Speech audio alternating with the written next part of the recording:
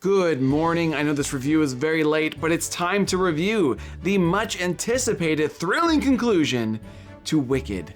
Wicked for Good. Unfortunately, Yvette is not here to review the film. My Glinda is off governing in the Emerald City. So like Alphaba at the end of part 1, I'm all on my lonesome. Jeez.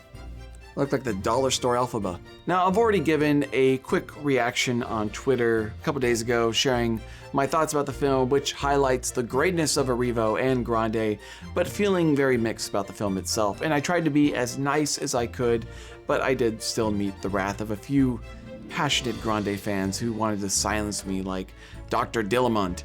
I do want to give a pre-warning though. If you're watching this review solely to share your love of Wicked and that's all you want to hear, I respect that. Skip this video. I don't know if this video is going to be for you. If you're here though just to hear my honest thoughts about the film, well, Nessa, I've got something to confess. I didn't love part 2 of Wicked. I've always heard that part 2 of the Broadway show is less fun, more thematically serious, but also that the plot is somewhat kind of odd, with the origin story beginning to catch up and connect with that original Wizard of Oz film. But I was still optimistic because John Chu, for the most part, I think hit it out of the park with part 1. And if you're a total fan of the Broadway show, then you're likely not going to be thrown off by the story in part 2. But for those of you who only saw the first Wicked movie, that's your only context of the story, I do want to warn you that the part 2 story does get really odd. Like Jeff Goldblum sneaking up behind you, smelling your hair, and saying, yes, yes. So talking about the film, in the first 20 minutes of this film, I found it really jarring how we are just thrown into the story and it felt very rushed. And then the plot starts to bend itself into a pretzel with all these tie-ins and references to the original Wizard of Oz.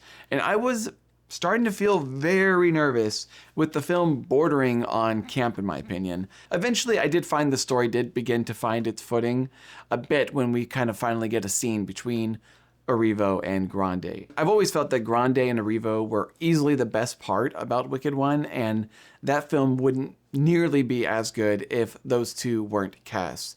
It really feels like as if these two people were born to play these parts together. And in part 2, they really are the glue that's holding this clunky plot together, but their backs are just crushed with all the heavy lifting they are doing. Now I can already imagine reading some comments saying, what, it's the Broadway show, it's how it was written, what's the film gonna do? Rewrite it? I'm not saying that they should, I'm just saying that if Act 2 is clunky on stage, it probably is no surprise that the film is also clunky as well. And the challenge is for John Chu to kind of sort out how to make it all work on screen.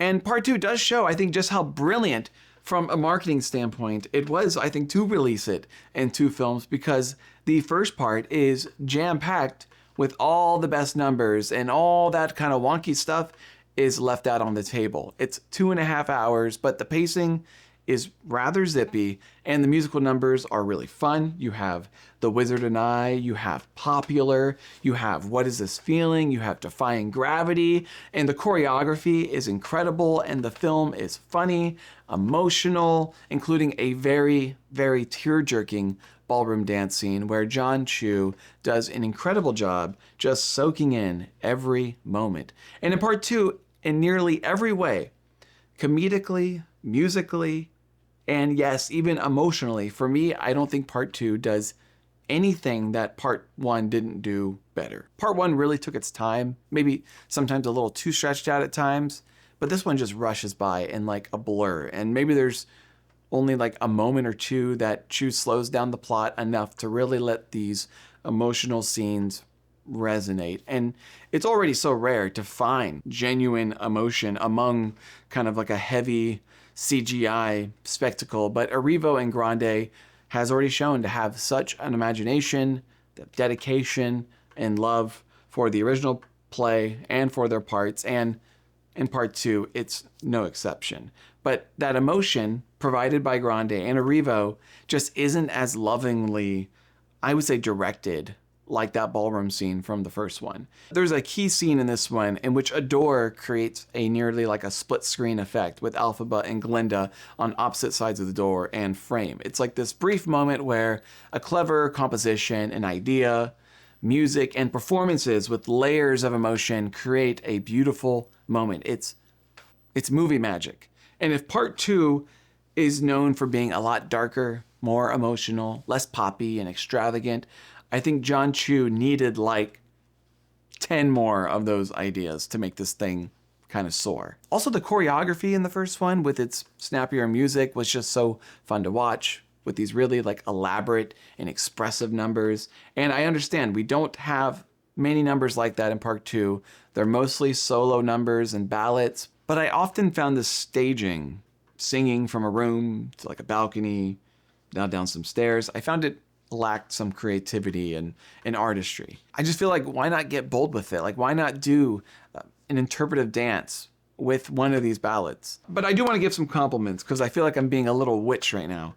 Aside from the performances, the production design and the costumes are also a real highlight once again.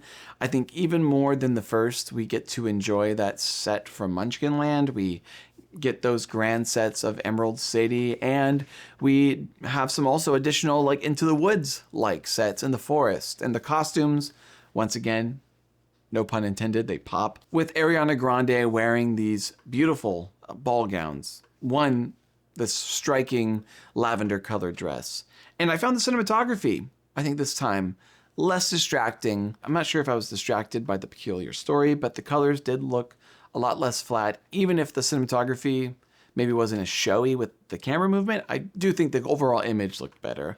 I also thought the themes of Wicked and how the powers that be use fear and useful idiots in order to maintain power, I thought it really resonated with, well, our current times. Personally, I might be in the minority here, but I think one of my favorite numbers came from Jeff Goldblum with the song Wonderful, where the song explores the power of propaganda. The wizard explains that, quote, truth is not a thing of fact or reason. The truth is just what everyone can agree on. And I thought that the song really has some clever lyrics, and I like how the song is playful, but quite sinister if you really listen closely enough. An original song by Grande called Girl in the Bubble ties in also with the themes as well. Glinda has been really complacent with certain acts of corruption within Emerald City and discrimination, and the song about forcing herself to kind of finally step outside her comfort zone to see the truth. It's probably my favorite out of the 2 original songs if I had to choose one, and was one addition that I really enjoyed and felt like it gave the character additional layers that we didn't see in the first one. And Jonathan Bailey, he's fine. I think I preferred him more in the first one personally. Michelle Yeoh, she's the same. You can take that as you may. If you ask me what the main issue with the film is, again, for me, it's really just the rush story. Chu has the challenge of having to adapt and manage all the odd directions that this play takes you in, and it just feels really underdeveloped, occasionally pretty silly. And what gets us through the film is, like the first one, the core, complicated friendship of Glinda and Elphaba and the committed performances by Grande and Erivo. Every scene with them two together, I think, breathes much needed life into the film, but they can only do, I think, so much. And I'm sure Wicked diehards will love the film. For me, I give it a 5 out of 10. So we should probably talk about Oscars now, and let me just get right to the question that everyone is waiting for. Is Ariana Grande going to win her Oscar? And before I answer, I need to remind you how I was on Team Grande last year. I wanted it. I wanted to see it.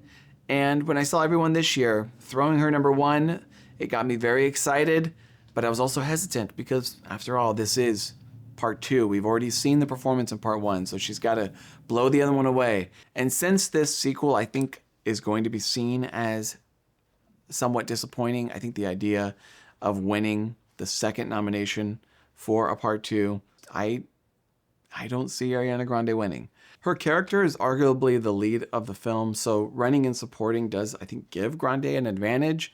I do still see a nomination in the cards for her. Erivo, not based on the performance. I think based on the performance, she's deserving, but solely based on how her character feels a little sidestepped to a degree. I think she is vulnerable to maybe miss the nomination. She's hovering for me in that 5th or 6th spot. I'm waiting to see how she does in the precursors. The first Wicked got 10 Oscar nominations. I think this one is going to take a little bit of a hit, but we do have those original songs to nominate and possibly casting. So in order of what I think this film's going to get, I think production design, costume design, I think that will easily be nominated again. Then I would say makeup, because the makeup is pretty impressive, just as good as the first one and a little bit more. Sound, supporting actress, and original song. I think that would be the next tier of pretty likely. And which original song will get in, I think they're both on the table for different reasons. No Place Like Home has a powerhouse or Revo voice behind it, and it's also got a good title, obviously referencing the original Wizard of Oz movie. Using Amelia Perez as an example, I think No Place Like Home would be like Selena Gomez's Mi Camino, and Girl in the Bubble would be El Ma. Not that Girl in the Bubble is a bop by any means, but I just thought that it was more memorable in the film. And when the Academy votes for this category, they're going to be seeing a clip of the song and how it appears in the film, and I think Girl in the Bubble just plays a little bit better in the movie.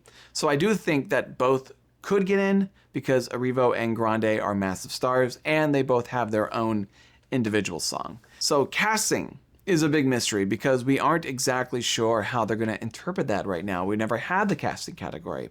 Right now, I'm currently leaving it out solely because it is a sequel. There's no new characters that are being added to the cast since the previous Wicked, but it's a possibility for a nomination. Arrivo, again, I think she's on the cusp, but something tells me that, I don't know, something tells me she won't make it in the end, but I'm just not confident on who that replacement is. So I have her in currently at 5. I'm just kind of waiting to see if maybe a Kate Hudson or Amanda Seyfried starts to take shape. Overall, though, I think Wicked for Good is just going to take some hits, and not having these big, defying gravity belters, and the film focusing more on Galinda's arc, I think that kind of hurts her a little bit. And then we have Best Picture, and that, my friend, is the big question mark. And I've always struggled with seeing both Avatar 3 and Wicked for Good in the lineup. But with this film not living up to expectations, I do think that just kind of opens the door open a little bit for Avatar 3, assuming that Avatar 3 meets the expectations of the previous 2 installments. And I get it. What about Amelia Perez? What about Bohemian Rhapsody, Les Miserables? The only issue is those films were Wicked Part 1 in those situations, and they don't have another film to compare it to. They didn't have a first film and certain expectations that needed to be met. So yeah, I don't know. Wicked, right now, on the cusp, Best Picture, could get in, could not. I think it depends on Avatar, in my opinion. Wicked is its own beast, though. It's massively popular. It's going to make a lot of money. It's Universal's only contender. So it's possible that it clings on there. But right now, I feel like it's going to take more of a Black Panther 2 route and drop off nominations. And I think it could be Best Picture that drops off as well. But again, I could be wrong. Wicked last year got nominations in editing. I don't think that's happening at all. Score, I think that's an easier one that I could see drop off as well. And visual effects, I'm not sure about that one, to be honest. I would put that in the possible we'll see category. If Best Picture nomination looks likely, then I think Best Effects will likely come along with it. But yeah, I think that's about it. I think it's been a journey with this film. But I gotta say, it's so hard to watch a movie early and then browse Twitter and see people have such high hopes for this film. But with the embargo, I really couldn't say much, but you already kind of knew that this film is it's not the one, it doesn't have the sauce. I was trying to give subtle hints. I don't like crushing dreams, You don't want to rush into your child's room and scream, "The dog is dead!" That's too dramatic, What a weird metaphor. But I don't want to overdo it. I don't think Wicked 2 is a disaster by any means. It's just not as good as the first by quite a bit. And I think that can be pretty devastating to sequels. But hey, I'm just a white dude in green paint What do I know? What really matters is what you think. So what did you guys all think about Wicked for Good? And what do you think its Oscar prospects are now? I would love to hear from you. Also, if you follow me on the Awards Expert app, you can always watch me adjust my Oscar predictions practically immediately after watching these films. Like I just saw Marty Supreme as well, already adjusted based on that. And also my Instagram is down in the links below. I'll probably start doing right out of the theater reactions before doing kind of the official review. Again, links in the bio. Thanks always for watching, and until next time, I will see you at the Oscars.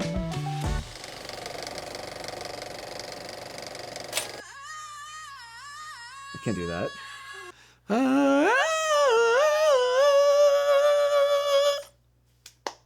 Was that good?